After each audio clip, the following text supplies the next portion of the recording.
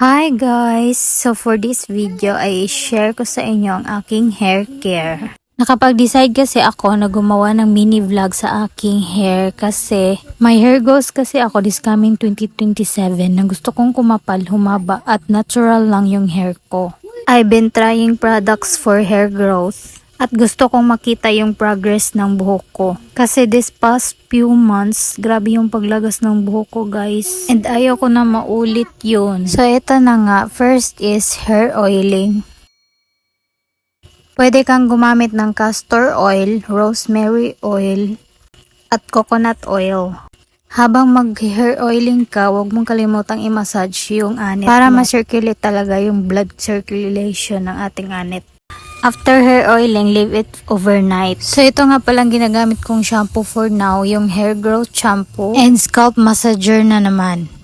Para matanggal talaga yung balakubak natin o kahit anong dumi sa ulo natin. Pagkatapos ng shampoo ay babanlawan ko na mabuti para iwas balakubak na rin. So ito nga palang ginagamit ko na pang alternate ng aking conditioner, itong argan oil hair mask. Hindi na ako nagko-conditioner kasi marami ng laman itong argan oil hair mask ko. Nakaka-moisturize at nakaka-smooth din naman siya ng hair.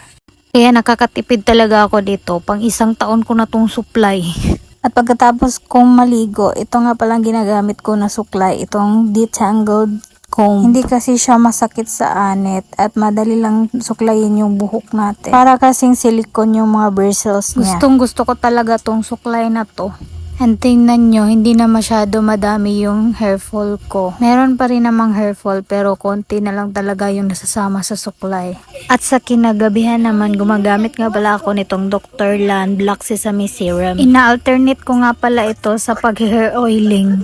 Bali kung nag-hair oil ako kahapon, sa susunod na araw, ito naman ang gagamitin ko. Same process lang sa pag-hair oiling. Lagay yung product sa anit tapos massage. At sa umaga naman, bago maligo, gumagamit nga pala ako nitong rosemary water. Ini-spray ko lang siya sa anit tapos massage na naman.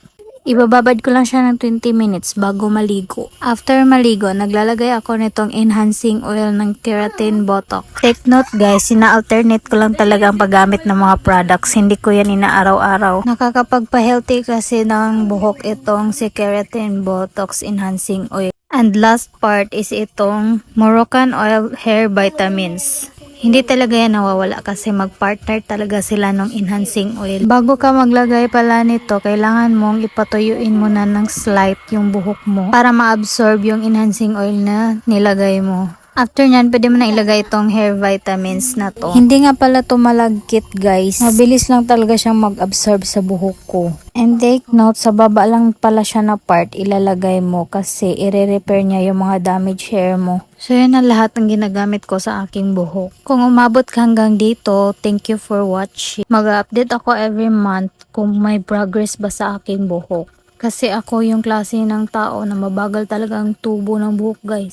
So yun lang naman, at kung nagustuhan nyo ang video na to, follow for more. And salamat po sa panonood. Bye!